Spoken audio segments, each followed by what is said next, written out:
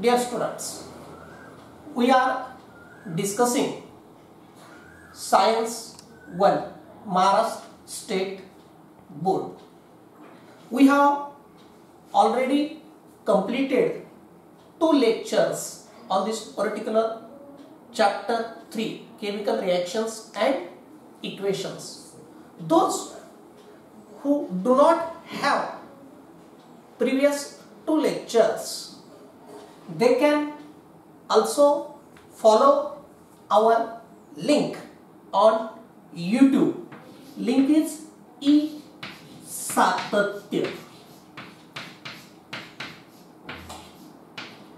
E small dash आणि सातत्य capital मध्ये.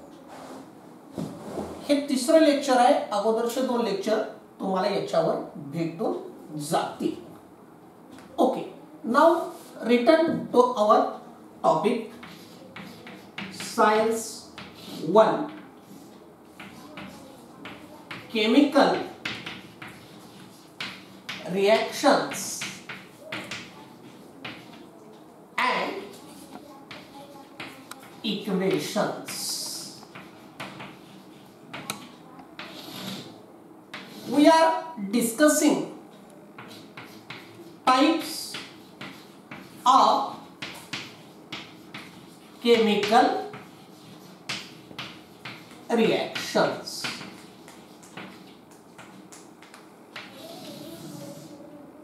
Next type is oxidation reaction. Oxidation reaction. आता कशाला म्हणायचं ऑक्सिडेशन रिएक्शन? नावातच आहे oxidation. A chemical reaction, a chemical reaction in which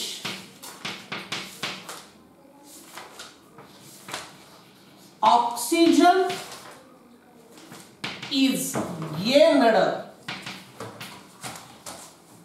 or hydrogen is lost.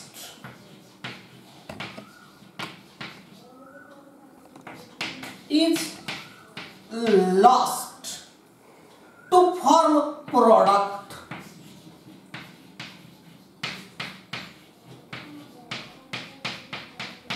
Is known as oxidation reaction. मुख्य आशय लक्षात आला पाहिजे. शब्द थोडेफार पाठीमागे पुढे झाले तरी चालतात. हे सायन्स आहे की केमिकल रिएक्शन आहे, त्याच्यामध्ये एक ऑक्सिजन गेन होतो किंवा हायड्रोजन लॉस्ट होतो आणि प्रोडक्ट तयार होतो. त्याला म्हणायचं ऑक्सिडेशन रिएक्शन. त्याला म्हणायचं. मग आपण याचे एक्झाम्पल द्यायचे असतील तर पहिल्यांदा ऑक्सिजन गेन झालेले देऊयात की अगदी आपलं आवडतं की कोणताही कार्बन कोणत्याही स्वरूपामध्ये हवेत जाळला की तो ऑक्सिजनशी रिएक्ट होतो आणि काय तयार होतो? Carbon dioxide. हे काय आहे? गेन ऑफ ऑक्सिजन किंवा लॉस्ट ऑफ हायड्रोजन. जर का आपल्याला द्यायचं म्हटलं तर CH3 बॉन्ड CH3 काय म्हणायचं याला? हे डिटेल आपण चॅप्टर 9 मध्ये नंतर शिकणार आहोत. पण हा आहे इथेन. याला काय म्हणायचं? इथेन. आणि ह्या इथेन मधून हायड्रोजन निघून गेला तर त्याचं अनसॅच्युरेटेड हायड्रोकार्बन मध्ये रूपांतर होतं. त्याला म्हणायचं इथेन. आणि काय निघून गेला याच्यातून? हायड्रोजन निघून गेलाय. म्हणजे ह्या दोन्हीचे दोन्ही एक्झाम्पल कशाचे आहेत? ऑक्सिडेशन रिएक्शनचे. एक्झाम्पल देताना सुद्धा आवर्जून एक ऑक्सिजन गेन झालेलं द्यायचं आणि एक हायड्रोजन लॉस्ट झालेलं द्यायचं. म्हणजे आपल्याला काय होतं की कन्सेप्ट जी आहे ती कळते. हे आपण नोट्स मध्ये तुम्हाला इन्क्लूड केलेले आहे. लर्निंग पॉइंट्स जे तुम्हाला मी नंतर दिलेले आहेत त्याच्यामध्ये इन्क्लूड केलेलं आहे व्यवस्थित अगदी एक्झाम्पल्स. ही काय झाली ऑक्सिडेशन रिएक्शन. काय ऑक्सिडेशन रिएक्शन महत्वाचं, a chemical reaction in which oxygen is gained किंवा हायड्रोजन इज लॉस्ट, त्याला काय म्हणायचं ऑक्सिडेशन रिएक्शन. आणि हे त्याचे काय आहेत example. Example number 1, example number 2. Now we will discuss the types of chemical reaction. Reaction number 8. काय आहे reaction number 8?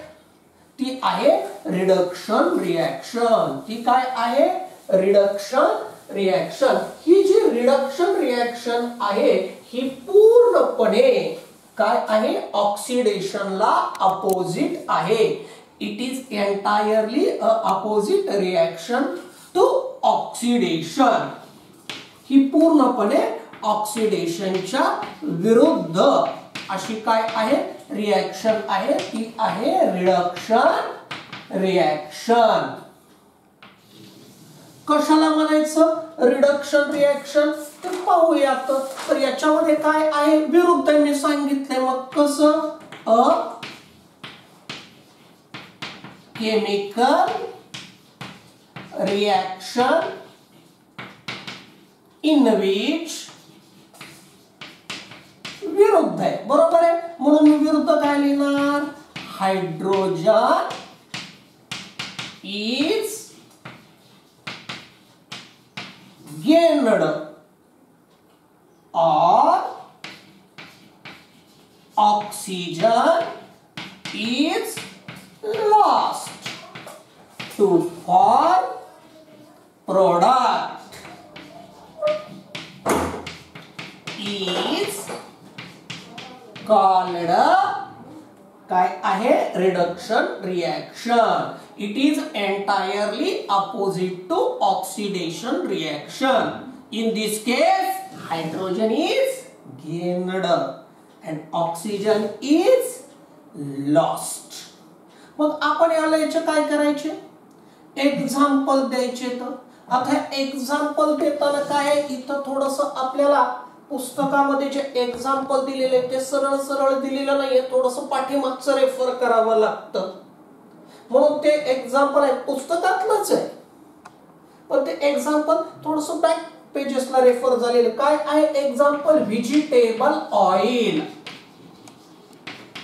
Vegetable oil. Vegetable oil म्हणजे आपण जे गोड तेल म्हणतो स्वयंपाकघरात वापरतो त्याला म्हणायचं व्हेजिटेबल ऑइल. आणि ते व्हेजिटेबल ऑइल मध्ये काय मिसळलं आहे हायड्रोजन मिसळलं आहे. ज्यावर ते हायड्रोजन मिसळलं आहे ते रिएक्शन कोणती आहे रिडक्शन रिएक्शन. आणि हे पहा इथं स्पेशल कंडिशन आहे. इथं दिलेले NI म्हणजे निकेल. हा कॅटॅलिस्ट आहे. कन्व्हेन्शन्स आठवतात ना पहिले लेक्चर्स मधले की हे जे कॅटॅलिस्ट आहे स्पेसिफिक कंडिशन आहे it should be mention on arrow. आणि खाली ह्या रिएक्शनला तापमान पण दिले. ही पण काय आहे एक स्पेशल कंडिशन आहे स्पेसिफिक कंडिशन आहे. विसरायचं नाही पहिले लेक्चर. आणि मग याचं रूपांतर कशामध्ये होतं वनस्पती घी मध्ये होतं. ही एखाद्या बोर्डामध्ये असंच देतील अँड आयडेंटिफाय द रिएक्शन. आपण म्हणून हे काय तेल तूप. तर हे काय आहे रिडक्शन रिएक्शन आहे. आता नेक्स्ट आता अजून एक आहे. नेक्स्ट जाण्यापूर्वी परत कामात काम 4 धाम. कोणते 2 मार्कासाठी प्रश्न आपल्याला पण लगेच प्रिपेअर करायचं लगेच. Distinguish between oxidation reaction and reduction reaction. दोघांमधला 2 मार्काचा फरक. मग आपण एक लिहू शकतो त्याची डेफिनेशन एक एक्झाम्पल डेफिनेशन एक एक्झाम्पल. आणि डेफिनेशन मध्ये दोन्ही पॉइंट इन्क्लूड होतात. हायड्रोजन गेन झालेला आणि ऑक्सिजन लॉस झालेला. लगेच काय होतो फरक द्या सुद्धा होऊन जातो. ह्या गोष्टी आपल्याला पाहायच्यात. आणि सगळ्यात महत्वाचं हे इतर युट्यूबच्या व्हिडिओ सारखे व्हिडिओज नाही येत. हे आपले शैक्षणिक व्हिडिओज आहेत. आपण बाकीच्या युट्यूबचे व्हिडिओ पाहिले सोडून दिले छानपैकी लाईक केलं काय नाही केलं काय, तसं नाहीये. हो, मला तुम्हा लोकांकडून रिस्पॉन्स हवाय. हे व्हिडिओज फक्त तुमच्यासाठी बनवण्यात चाललेत. हा युट्यूबवर आहेत, सगळी दुनिया पाहू द्या. पण आमचं मेन इंटेन्शन मला माझे जे विद्यार्थी आहेत तेच आहे. बाकी इंटरनेट वगैरे त्याच्यावरली प्रसिद्धी याचा मोह नाही आहे आम्हाला. हे तुमच्यासाठी चालू आहे. तुम्ही रिस्पॉन्स केलाच पाहिजे. Then and then it is a very useful. मग आता नेक्स्ट काय आहे? शेवटचा प्रकार कालच्या यादीमधला 9वा, तो आहे रेडॉक्स रिॲक्शन. पाहूयात आपण काय आहे रेडॉक्स रिॲक्शन. प्रकार 9 आठवतो ना? काल 6 प्रकार आणि आज 3. Redox reaction. आणि आता नीट शब्दाकडे लक्ष द्या. हा रेडॉक्स नावाचा शब्द आहे. रेड आणि ऑक्स असं 2 शब्दांचा अंतर्भाव आहे. मग red it stands for reduction, ox it stands for oxidation. म्हणून याची व्याख्या काय करू शकतो? A chemical reaction in which oxidation and reduction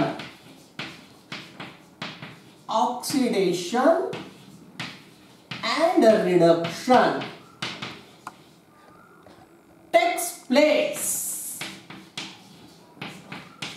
आणि सगळ्यात most important word in the definition, तो जर का नाही आला तर मार्क भेटतच नाही. तो आहे सायमल्टेनियसली.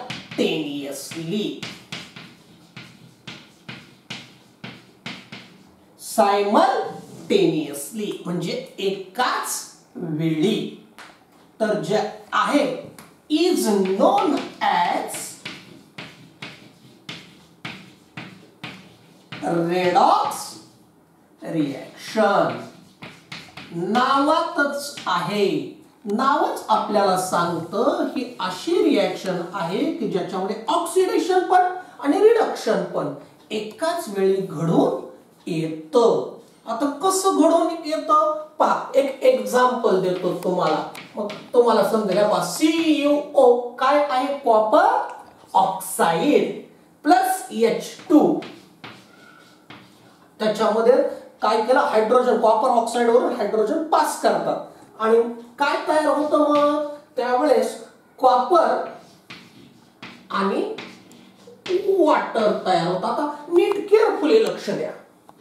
आता ह्या कॉपर ऑक्साईड कशामध्ये कन्वर्ट झालाय? कॉपर मध्ये कन्वर्ट झालाय. म्हणजे याचा ऑक्सिजन काय झालाय? निघून गेलाय या ठिकाणी. मग ऑक्सिजन निघून जाण्याला कोणती रिॲक्शन म्हणतात? त्याला म्हणायचं रिडक्शन. आणि सेम टाइम नीट लक्ष द्या, हायड्रोजनला काय भेटलाय? ऑक्सिजन भेटलाय. त्याचं वॉटर मध्ये रूपांतर झाले. म्हणून इथं काय आहे? ऑक्सिडेशन. हे पहा, नीट बघा की ह्याच्यामध्ये काय झालंय? रिडक्शन आणि ऑक्सिडेशन काय झाले? एकाच वेळी झाले. म्हणून हे कशाचं एक्झाम्पल आहे? रेडॉक्स रिॲक्शनचं. मग याला आपण एक कालच्या फॉर्मॅट मध्ये टाकू, विसरायचं नाही. Board format. एक रिॲक्शन आणि त्याच्या खालचे 3 प्रश्न. Identify the type of reaction, define reaction किंवा त्याच्यामधले रिॲक्टंट सांगा किंवा प्रोडक्ट्स सांगा. किंवा कधी कधी पहिल्या प्रश्नामध्ये सुद्धा येऊ शकतं की देतील 1 मार्काला सुद्धा येऊ शकतं की आयडेंटिफाय करा, किंवा 3 मार्काला सुद्धा येऊ शकतो. मला वाटतं तुमच्या एक्झरसाइज मध्ये दिलेलं आहे. रेडॉक्स रिॲक्शनचा क्वेश्चन आहे एक्झरसाइज मध्ये, बोर्डाने दिलेला आहे. तर हे एक्सप्लेन करा म्हटलं तर आपल्याला या पद्धतीने एक्सप्लेन करायचं. खूप लिहित बसायचं नाही. अगदी जसं मी एक्सप्लेन केले अगदी त्याच पद्धतीने एक्सप्लेन करायचंय. आता अजून याच्यामध्ये तुम्हाला पुस्तकामध्ये खाली चौकट दिलेली आहे. ती चौकट त्याच्यामध्ये काय आहे की त्याच्यामध्ये त्या चौकटीत दिलेले काय? Cellular respiration. हे थोडंसं लक्षात ठेवा बरं का, 1 मार्कासाठी. हे जितक्या काय आपल्या महाराष्ट्र स्टेट बोर्डच्या चौकटी दिल्यात पुस्तकामध्ये त्या चौकटी सुद्धा फार महत्वाच्या आहेत. तर त्या चौकटीमध्ये एका ठिकाणी मेन्शन केलेलं रेडॉक्स रिएक्शनच्या थोडंसं उजव्या बाजूला तर काय आहे, पिंक कलरची चौकट आहे बहुतेक, तर ते काय आहे, सेल्युलर रिस्पायरेशन. तर हे सेल्युलर रिस्पायरेशन सुद्धा कशाचं एक्झाम्पल आहे, रेडॉक्स रिएक्शनचं एक्झाम्पल आहे. आता हे जे आहे इथं आपले काय संपले तर 9 प्रकार काय झालेले आहेत या ठिकाणी संपलेले आहेत. कोणते कोणते प्रिव्हियस लेक्चर्स मध्ये घेतलेले आपण 6. कोणते कोणते, combination, decomposition, displacement, double displacement, exothermic, endothermic आणि आज 7वा ऑक्सिडेशन, 8वा रिडक्शन आणि 9वा रेडॉक्स रिएक्शन. प्रत्येकाचे आपण एक एक दोन दोन सुद्धा काय घेतलेले तर एक्झाम्पल घेतलेले आहेत. आता पुस्तकामध्येच हे थोडंसं ऑक्सिडेशन आणि रिडक्शन हे काय आहे एका आयोनिक लेवलवर म्हणजे फॉर्मेशन ऑफ आयन्स वर सुद्धा समजावून सांगितलेलं आहे. तो सुद्धा आपण एक छोटासा भाग आहे पण महत्वाचा आहे की ऑक्सिडेशन आणि रिडक्शनची ती सुद्धा एक व्याख्या होऊ शकते की फक्त एवढंच नाही ऑक्सिजन गेन झाला आणि हायड्रोजन लॉस झाला म्हणजे ऑक्सिडेशन किंवा हायड्रोजन गेन झाला आणि ऑक्सिजन लॉस झाला म्हणजे रिडक्शन. तर तसं न करता एक आपल्याला अजून एक काय केलेलं आहे आयोनायझेशनच्या बेसिसवर सुद्धा what is meant by oxidation and what is meant by reduction समजावून सांगितले. आता आयोनायझेशन कसं होत असतं, इलेक्ट्रॉन दिल्या गेला की निगेटिव्ह चार्ज जास्त होतो, निगेटिव्ह आयन तयार होतो. कारण कोणता आहे नाही पॉझिटिव्ह तयार होतो आणि इलेक्ट्रॉन गेन केला तर कोणता होतो निगेटिव्ह आयन तयार होतो. आणि ह्या संबंध प्रक्रियेला आपण काय म्हटलेले आहे 9वी मध्ये पाहिलेले आहे आपण आयोनायझेशन. तर काय होतं की त्याच्यावर सुद्धा ऑक्सिडेशन आणि रिडक्शनचे काय केलेले आहेत व्याख्या आपल्याला या ठिकाणी पुस्तकामध्ये दिलेल्या आहेत. काय, when positive charge on atom, नीट लक्ष द्या, when positive charge on atom increases. कसा होतो पॉझिटिव्ह चार्ज इन्क्रीज, इलेक्ट्रॉन दिल्या गेला की पॉझिटिव्ह चार्ज वाढतो. और negative charge on them decreases. अगदी और negative charge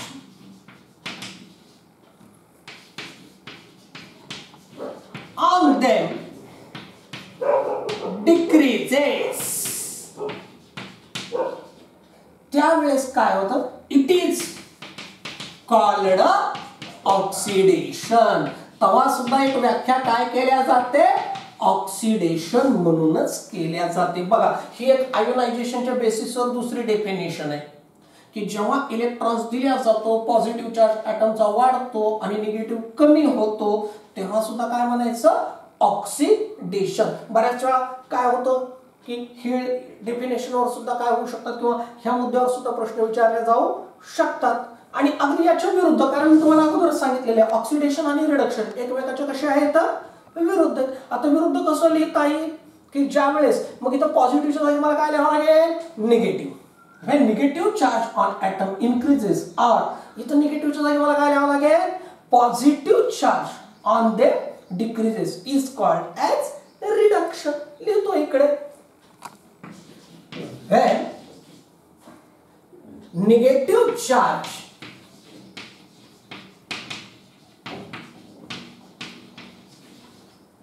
on atom increases or positive charge on them decreases, it is called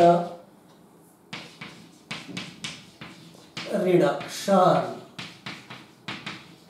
हे बघ खूप सोपं आहे आणि माझ्या स्टेट बोर्डच्या विद्यार्थ्यांना ते काहीच अवघड नाहीये. फक्त लक्ष देऊन कर, तुमच्यासाठी काहीच अवघड नाहीये. हे काय काहीच नाही. हा एकदा कळालं, हा बस एक बाजू कळाली. पॉझिटिव्ह चार्ज वाढला निगेटिव्ह कमी झाला ऑक्सिडेशन त्याच्या विरुद्ध. निगेटिव्ह चार्ज वाढला आता निगेटिव्ह चार्ज का वाढेल? ज्यावेळेस इलेक्ट्रॉन्स घेतल्या जातात. म्हणजे इन अदर वर्ड्स मी काय म्हणेन, नीट लक्ष द्या. व्हॉट आय एम सेइंग, नीट लक्ष द्या. इन अदर वर्ड्स आपल्याला कन्सेप्ट क्लिअर होईल, पाठ करायचं नाही. काय इन अदर वर्ड्स मी काय म्हणेन की इलेक्ट्रॉन्स दिल्यामुळं ऑक्सिडेशन आणि इलेक्ट्रॉन्स घेतल्यामुळं रिडक्शन. अगदी सोपी कन्सेप्ट आहे. हेच पुढे तुम्हाला 11वी मध्ये 12वी मध्ये शिकवतात, थोडं फास्ट शिकवतात, इतकंच. तर काय आहे in other words, what I can say, when electrons are given it is termed as oxidation, and when electrons are accepted it is termed as reduction. आता ऑक्सिडेशन आणि रिडक्शन जो मुद्दा आहे हा इथं संपलेला आहे. आता त्याच्यामुळे आपल्याला अजून तिथं चौकटीमध्ये एक मेन्शन केलेले आहेत. कोणत्या दोन गोष्टी अजून एक्स्ट्रा मेन्शन केलेल्या आहेत. कोणत्या? ऑक्सिडायझिंग एजंट आणि रेड्युसिंग एजंट, अशा दोन तिथं एक्स्ट्रा गोष्टी मेन्शन केलेल्या आहेत. मग आपण पाहूयात. ऑक्सिडायझिंग एजंट किंवा त्यालाच नाउन फॉर्म मध्ये मला काय म्हणता येईल, ऑक्सिडंट. सिंपल मराठीमध्ये समजावून सांगायचं म्हटलं तर हा असा घटक आहे जो ऑक्सिडेशन घडवून आणतो. मी समजा म्हटलं रिड्युसिंग एजंट, अवघड काहीच नाहीये. जो रिडक्शन घडवून आणतो तो रिड्युसिंग एजंट, जो ऑक्सिडेशन घडवून आणतो तो ऑक्सिडायझिंग एजंट. त्यालाच अनादर नाउन फॉर्म तुमच्या इंग्रजीमध्ये त्यालाच काय म्हणायचं, oxidant. A chemical substance which bring about a chemical substance which bring about an oxidation, bring about an oxidation reaction by making oxygen available, by making oxygen available is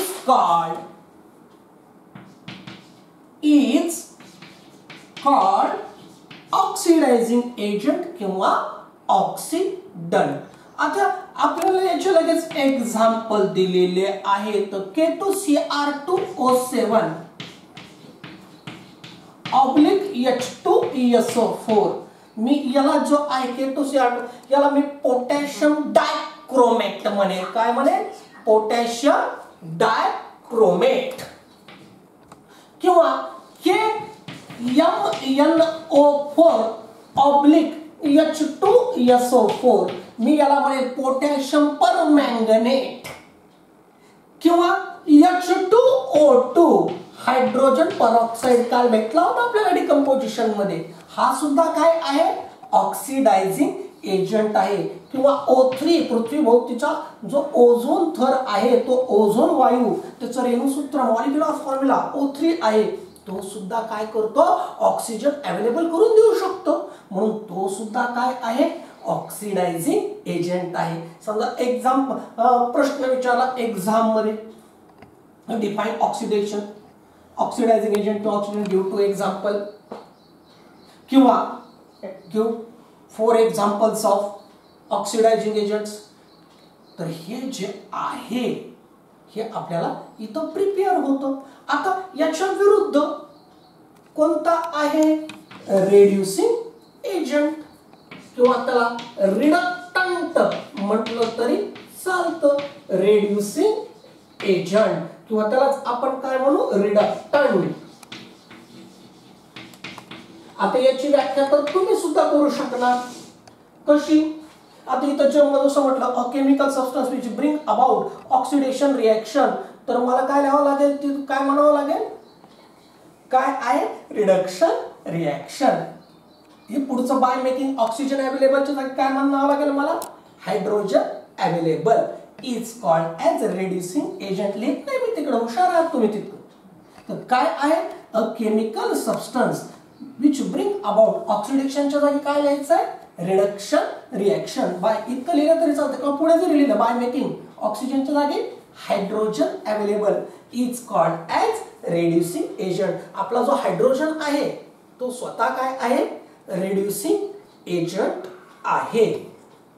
आपला ह्या types of रिएक्शनच्या अनुषंगाने जो हा जो मुद्दा आहे त्याच्यामधला एक शेवटचा, लास्ट बट नॉट लिस्ट, शेवटचा आहे पण कमी महत्वाचा आहे असं नाहीये, एक येऊ शकतो, त्याचं नाव आहे नॅसेंट ऑक्सिजन. नॅसेंट ऑक्सिजन, याला मराठीमध्ये नॅसेंट ह्या शब्दाचा अर्थ आहे नवजात, नवीन जन्मलेला. म्हणजे तो निसर्गामध्ये रेडीमेड नाहीये, तो रिएक्शन तयार होतो. नॅसेंट ऑक्सिजन काय, it is generated by chemical oxidants. हा नॅसेंट ऑक्सिजन कोण आहे, कोण जनरेट करतं, आता जे आपण ऑक्सिडंट्स बघितले की नाही, ozone, H2O2, potassium dichromate, potassium permanganate, ते काय करतात तर तो जनरेट करतात. हा जो नॅसेंट ऑक्सिजन आहे it is generated bye oxidising agents. ज्यावेळेस केमिकल रिएक्शन होत असते त्यावेळेस ऑक्सिडायझिंग एजंट्स याला काय करतात तर हा नॅसेंट ऑक्सिजन तयार करतात. आपण जास्त खोलात नाही, समजा O3 आहे, हा काय होतो O2 तयार करतो आणि हे पहा नॅसेंट ऑक्सिजन. आणि तुम्हाला सांगतो हा नॅसेंट ऑक्सिजन कधी पण, याला कोणतं ब्रॅकेट म्हणायचं, स्क्वेअर ब्रॅकेट म्हणायचं. याला कोणतं ब्रॅकेट म्हणायचं, स्क्वेअर. तुम्ही वेगवेगळ्या प्रकारचे ब्रॅकेट्स पाहता की नाही गणितामध्ये, असं असतं राऊंड असतो, त्यानंतर हे मला मराठी येतं महिरपी कंस, हे हा कोणता आहे स्क्वेअर ब्रॅकेट. अशी वेगवेगळ्या ब्रॅकेटचे प्रकार असतात. तर नॅसेंट ऑक्सिजन कधी पण कशामध्ये दाखवतात, हा स्क्वेअर ब्रॅकेट मध्येच दाखवतात. आणि हा नॅसेंट ऑक्सिजन काय आहे तर ऑक्सिजन मॉलिक्यूल तयार होण्याच्या अगोदरची ही स्टेट असते. It is a state prior of the formation of oxygen. आणि तो रिएक्टिव्ह आहे, खूप रिएक्टिव्ह आहे नॅसेंट ऑक्सिजन. आणि नेहमी तो कशाच्या स्वरूपामध्ये दाखवतात तर स्क्वेअर ब्रॅकेट मध्ये तो दाखवतात.